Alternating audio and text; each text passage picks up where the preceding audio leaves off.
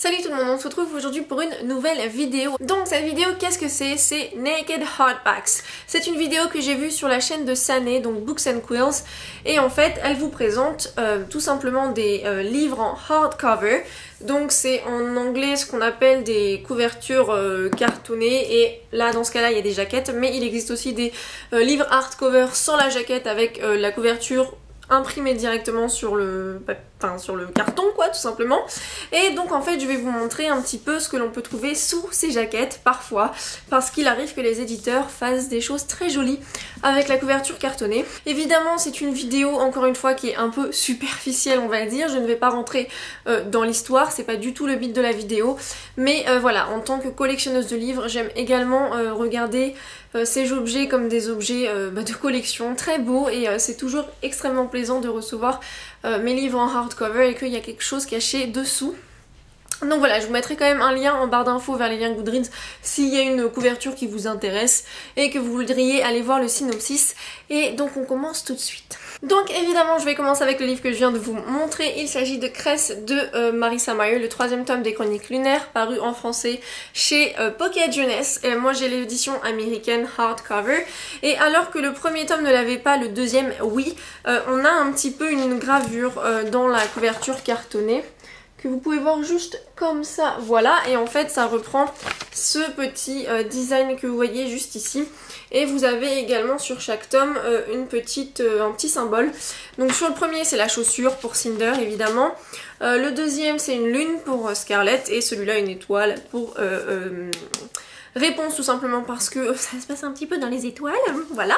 Donc voilà, c'est vraiment quelque chose que j'apprécie, je trouve que c'est hyper joli, hyper fin, et voilà, j'ai pas grand chose d'autre à dire que c'est très beau comme pour tous les autres que je vais vous montrer.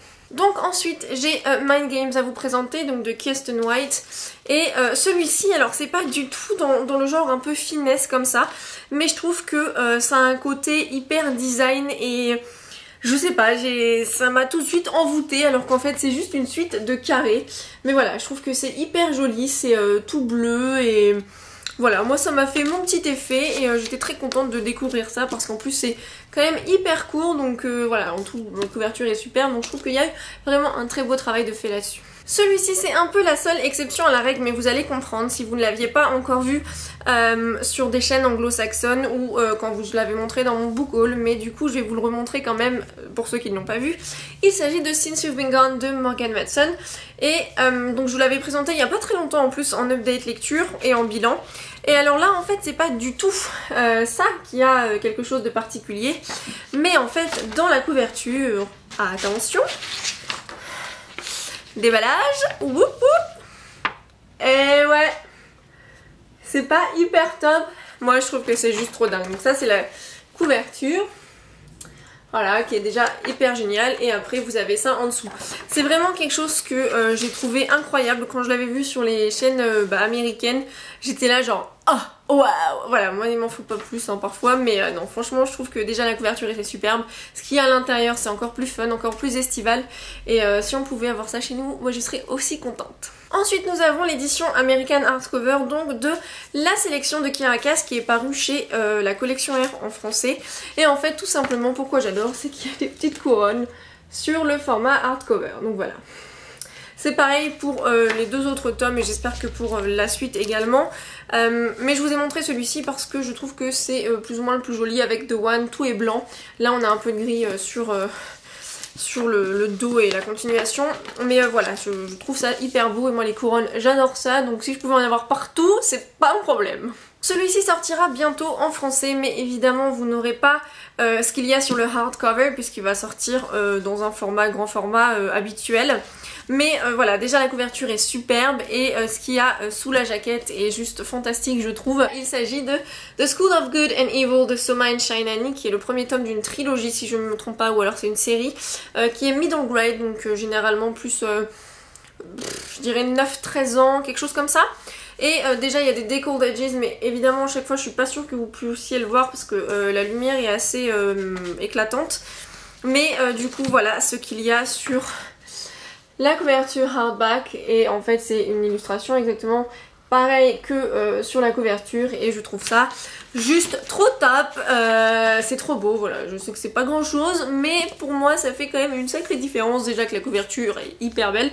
Le problème c'est que du coup quand on a des superbes couvertures et des superbes objets livres comme ça, on se dit j'espère que le contenu sera à la hauteur, et souvent ou parfois c'est pas tout à fait le cas, mais on verra bien. J'ai quand même entendu de bons retours sur ce livre et je pense qu'ils ont fait pareil pour la suite. Je suis désolée si l'angle de la vidéo ou la luminosité a changé, mais en fait je me suis rendu compte en éditant la vidéo que j'avais oublié un livre, alors que c'était important que je vous en parle, d'autant que je vais rebondir sur le livre dont je parlais à l'instant, au sujet des couvertures extrêmement jolies et de ce qui nous attendait à l'intérieur, qui n'était pas toujours à la hauteur. Évidemment ça n'engage que mon avis. Et je vais vous présenter donc Cruel Beauty de Rosamund Hodge. Je vous l'ai présenté il n'y a pas très longtemps dans la vidéo Les séries que je ne terminerai pas. C'est pas vraiment une série, c'est des tomes compagnons, et encore je suis pas forcément hyper sûre, mais je crois. Et en fait, sous cette jolie couverture qu'on peut pas nier que c'est absolument incroyable, vous avez ceci. Et si ça c'est pas trop beau, bah moi je sais pas. Et bah voilà, j'ai été complètement transcendée par cette couverture et ce qu'il y avait dessous quand les chaînes américaines ont commencé à en parler. Et personnellement, moi je n'ai absolument pas du tout accroché. C'est une réécriture de La Belle et la Bête avec de la mythologie en même temps, et ça l'a pas fait avec moi. Mais voilà, comme quoi, vous voyez, parfois bah, faut pas toujours se fier aux couvertures juste parce qu'elles sont belles. Donc voilà. Ensuite nous avons un livre qui est déjà paru en français. Il s'agit de Miss Peregrine's Home for Peculiar Children de Ransom Riggs, ou alors Et les enfants particuliers en français. Et en fait ce que j'aime beaucoup sur ce livre, c'est, alors déjà il est hyper massif. Ils ont fait quelque chose d'assez vieux, assez envoûtant en fait pour la couverture, je trouve. Ils ont fait comme si en fait c'était le vieux journal de quelqu'un.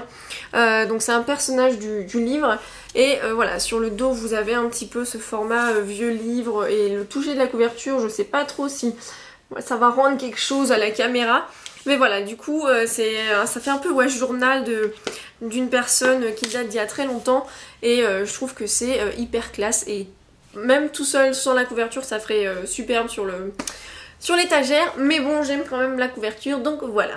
Ensuite, nous avons Dorothy Must Die de Daniel Page. Alors, celui-ci, je vous l'avais présenté dans une vidéo récemment, je crois que c'était pour les couleurs rouges du mois de février. Et je sais pas si je vous l'avais montré ça, mais voilà. Moi, je trouve que c'est hyper classe, hyper canon. Et du coup, bah, ça reflète un peu la couverture, tout simplement. Et voilà, il me tarde de le découvrir. Encore une fois, je ne le lirai pas tant que j'aurai pas lu Le Magicien d'Oz, vu que je connais absolument pas l'histoire originale. Et mais voilà, j'en ai entendu de bons avis. La couverture aussi est vraiment pas mal, tout en simplicité, mais elle fait du bon travail. Et sur le hardcover, j'étais ravie de découvrir ce petit truc en plus. L'avant-dernier livre est très sympa, c'est Tinder de Sally Gardner et les dessins de David Roberts. C'est une réécriture d'un conte, je ne sais jamais lequel parce que je crois que je connais pas ce conte là, mais je présume qu'il y a un loup, voilà. Et en fait, quelque chose que j'aime beaucoup sur la couverture, alors pareil il est hyper lourd celui-ci, c'est qu'en fait, devant vous avez une petite tête avec des petits yeux qui vous regardent, et derrière vous avez une petite gueule qui vous dit je vais te manger. Donc voilà, je trouve que c'est hyper sympa, en sachant qu'en plus c'est un livre pour les enfants, et voilà, l'intérieur est canon aussi parce qu'il y a des illustrations en noir et rouge, tout ça. Donc voilà, c'est vraiment un objet livre hyper beau, rien que pour la couverture et tout ça, mais c'est vrai que quand j'avais vu ça, c'était hyper mignon, hyper sympa, et c'était hyper bien pensé. And last but not least, c'est The Glass Sentence de S.E. Grove. Donc c'est le premier tome d'une trilogie ou d'une série, encore une fois je ne sais pas. Et donc vous avez cette hyper jolie couverture déjà, et en fait c'est une couverture transparente. Alors moi je connaissais pas vraiment le système des couvertures transparentes, donc je vais vous montrer. Ça fait un peu papier calque en fait. Je sais pas si vous pourrez vraiment très bien voir, je vais essayer de vous le montrer comme ça.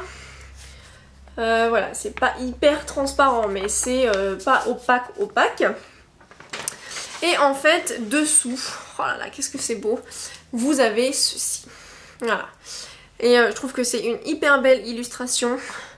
Je sais pas ce que vous en pensez, vous me direz. Et après le livre est comme ceci, mais voilà, je trouve que c'est hyper beau. C'est sûrement un des livres que je trouve les plus jolis en fait dans ma bibliothèque. C'est une fantasy pour les middle grade on va dire. Et pareil, il y a des deckled edges, donc ça fait un peu vieux livre. Je sais pas si... Ah bah là vous pourrez voir ce que c'est, voilà, les deckled edges c'est ça. Donc j'aime beaucoup.